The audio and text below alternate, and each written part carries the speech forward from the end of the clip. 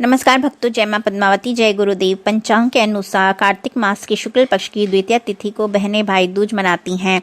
इस दिन भाई की सलामती की कामना करती हैं। इस दिन बहनें उपवास रखकर पूजा करती हैं और फिर भाई को तिलक करती हैं। इस साल शुक्ल पक्ष की द्वितीय तिथि भैया दूज 3 नवंबर को मनाई जाएगी। पंचांग के अनुसार शुक्ल पक्ष की द्वितीय तिथि को बहनें तिलक कर उनके अच्छे स्वास्थ्य, दीर्घायु और सफलता की कामना करती हैं।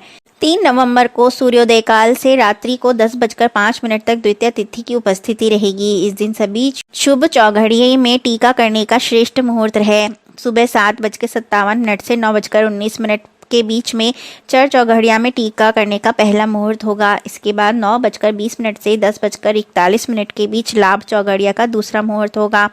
सुबह 10:41 से दोपहर 12 बजे अमृत चौघड़िया का तीसरा मुहूर्त रहेगा। सबसे शुभ और श्रेष्ठ मुहूर्त सुबह 10:41 से 12 बजे का रहेगा। यदि इन मुहूर्त में भी अगर बहनें टीका न कर पाएं तो शाम को रात्रि 6 बजे से 9 बजे के बीच में शुभ और अमृत चौघड़िया के बीच में अपने भाई को टीका कर सकती हैं।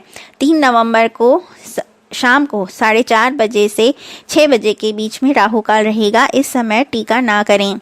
ऐसा माना जाता है कि भाई दूज के दिन बहन की अनामिका उंगली से अमृत तत्व निकलता है। इसके लिए इसका विशेष ध्यान रखें कि बहनें अपने सीधे हाथ की अनामिका उंगली यानी रिंग फिंगर से भाई को तिलक करें। टीका करते समय भाई का मुख पूर्व या उत्तर दिशा की ओर रखें।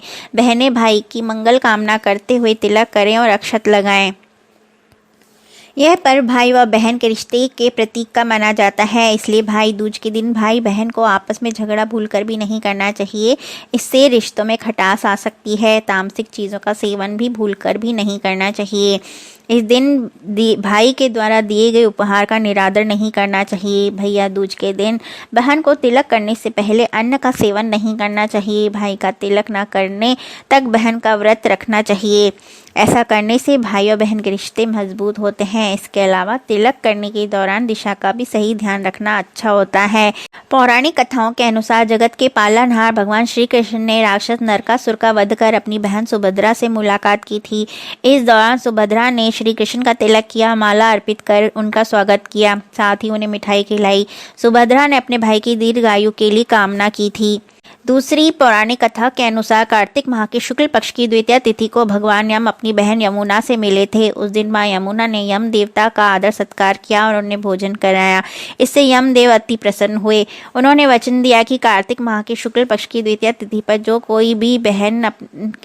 कोई भी भाई अपनी बहन से मिलने उसके घर जाएगा, उस व्यक्ति की हर मनोकामना अवश्य ही पूर्ण होगी, साथ ही सुख सौभाग्य की वृद्धि होगी। तभी से भाई दूज मनाने की शुरुआत हुई। भाई दूज के दिन कुमकुम, केसर, हल्दी, चंदन आदि चीज़ों से तिलक करना उत्तम माना जाता है।